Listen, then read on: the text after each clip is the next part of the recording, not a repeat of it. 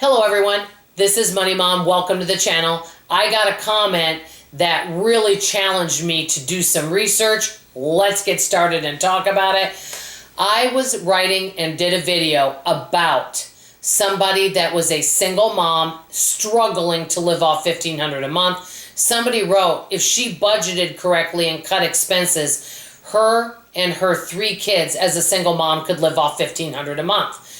To be straightforward with you, I thought there is no way. So I thought, you know what, instead of saying that, take some time and do some research and see if it is possible. That's what I want to chat with you guys today. I know we're always talking about lowering our expenses and seeing how much can you actually cut. How low can you go on your budget?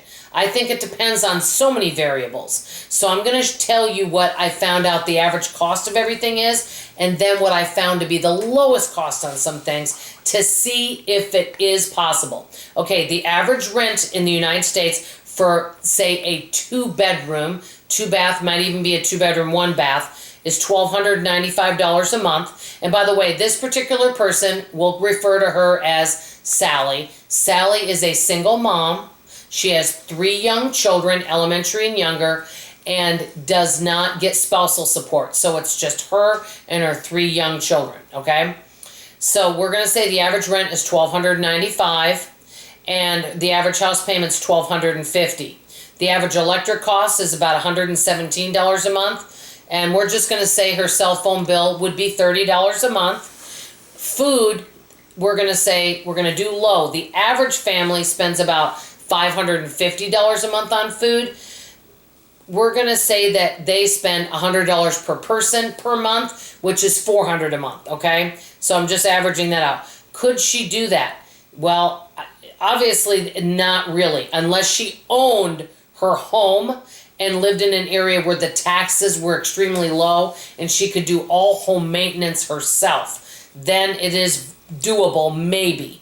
So I looked up, where can you get the cheapest 2-bedroom, 1-bath? I found out that you can get a 1-bedroom, 1-bath in Lawton, Oklahoma for $550, and you will also can get a 2-bedroom, 1-bath around that city, and then also some small towns in Kansas for $749 a month. So we're going to pretend that Sally brings home $1,500 a month. She rents a 2-bedroom, 1-bath apartment. We're going to even say it's all bills paid, so she doesn't even have to pay electric. $749 a month, okay?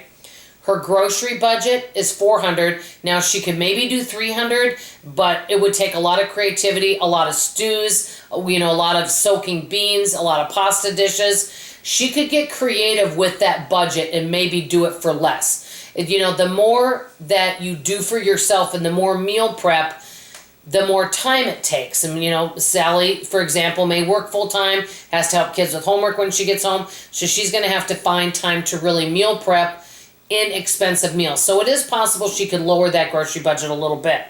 Okay, we'll say her cell phone, and she just has the basic, is $25 to $30 a month.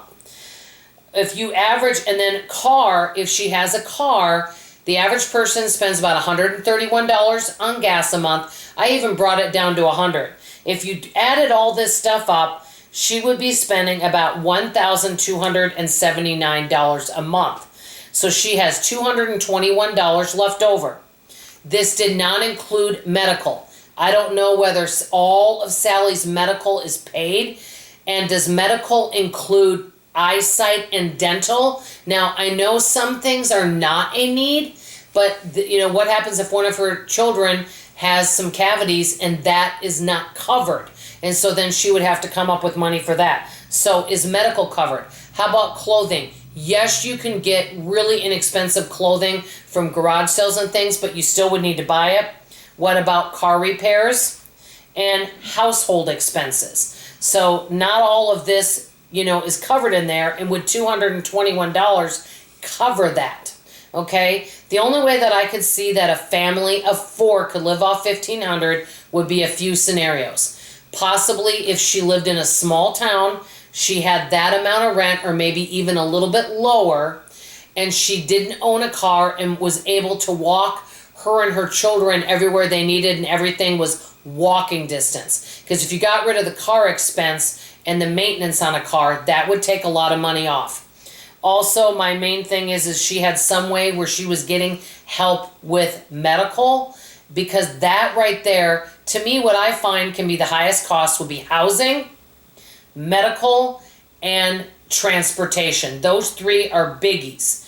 So if you can lower that cost, do I think a family could live off $1,500? It's possible, but a lot of things would have to work in their favor, such as what's the transportation cost, what's the medical cost, and are they getting any kind of help with food? Maybe are they getting supplemented a little bit since they are lower income? And if you are getting supplemented, that's wonderful and that's a blessing, but that is kind of considered part of your income.